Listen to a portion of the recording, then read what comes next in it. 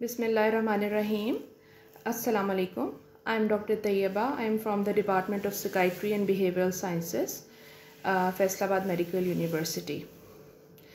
Today I am going to give you an introduction about the psychiatric history taking.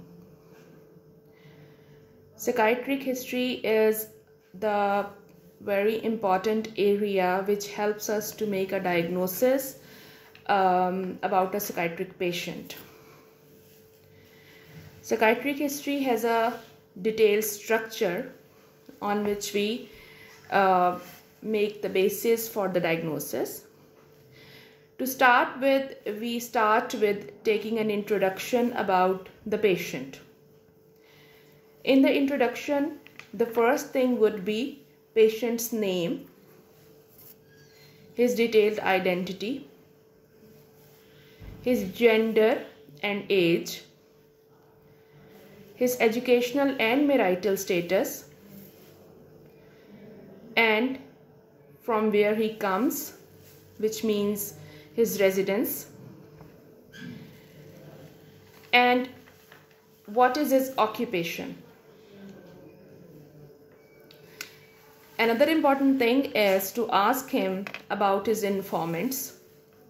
By informants, we mean that either he himself or the persons accompanying him, which would provide us with the relevant information required to make a diagnosis.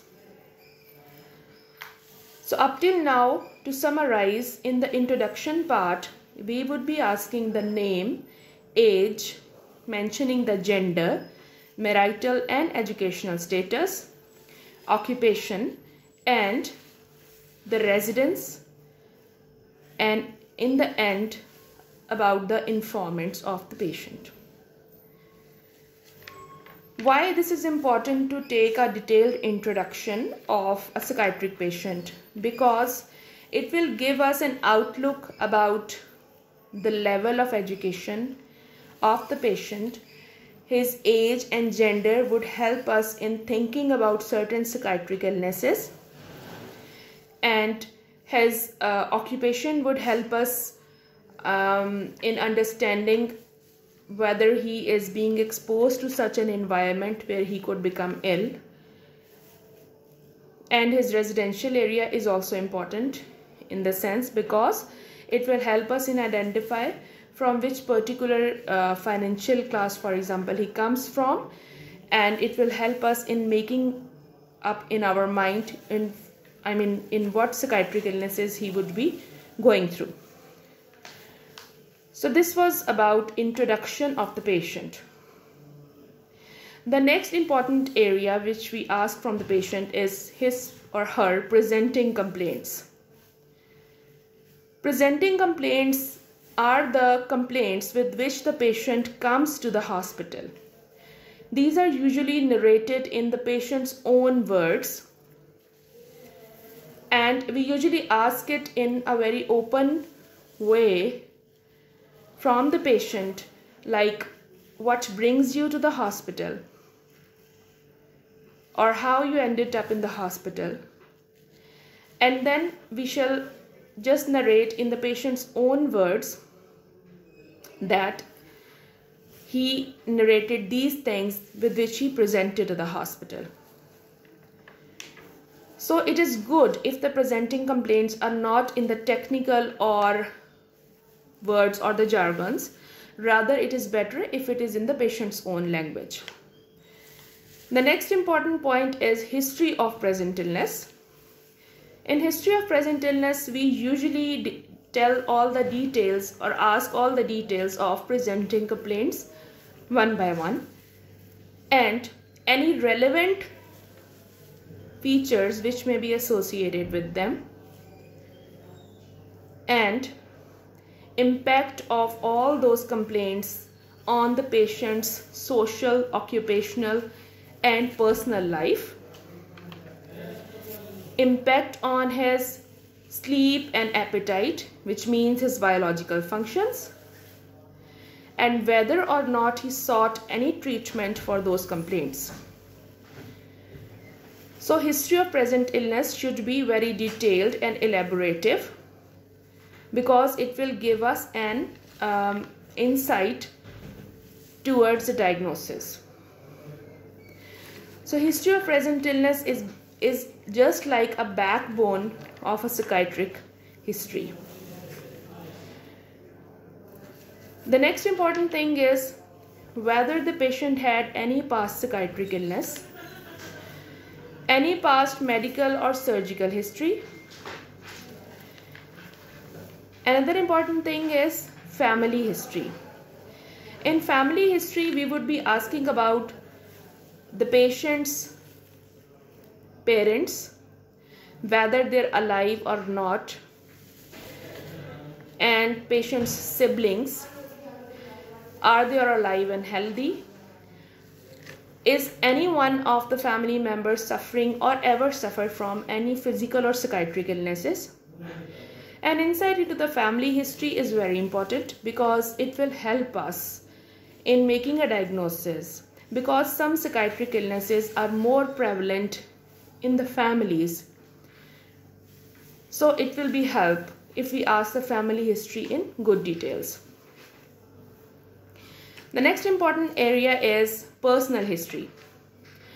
In personal history, we start taking the details starting from the patient's birth, milestones, his early childhood, schooling, when he reached puberty, any intimate relationships, whether he got married or not, and if he got married or is in a relationship, how is the relationship presently, any marital problems. So basically the personal history revolves around a patient's own family, own life, starting from the birth and milestones and childhood, schooling, any occupations he sought for, and his marital life. And very important thing is to ask about whether he is using any illicit drugs or alcohol, and did he ever end up with any trouble with the law, which means any forensic history he had.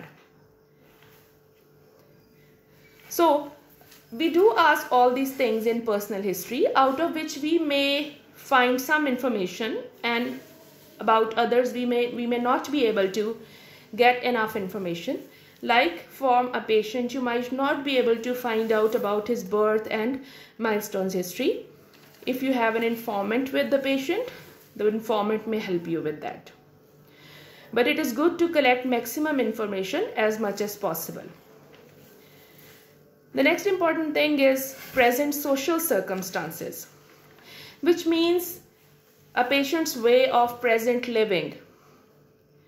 Whether he has own house, how big is the house, how many family members are living in that, has he any stable source of income presently, or is he dependent on anyone else, is he the main bread earner of the family, or has he any other support, is he financially stable or is he suffering financially. This area is also very, very important because financial stress and strain can be a causative reason for a number of psychiatric illnesses, and also it may help us think about the possible ways of treatment. So this is the main structure of the psychiatric history. And if we start one by one and try not to miss any particular area, usually by the end of psychiatric history, we are able to make up some diagnosis in our mind even before doing the mental state examination. Particularly in psychiatric patients, taking a good, structured and elaborative history is very, very important, which we can learn by practicing on the patients. And the very important aspect is, while taking a psychiatric history or any other history, we need to be very empathetic, exhibiting good communication skills and interviewing techniques. So I hope I was able to throw light on important aspects of psychiatric history taking, and it will be help if you could just post your relevant questions here. I shall try to respond to them. Thank you very much.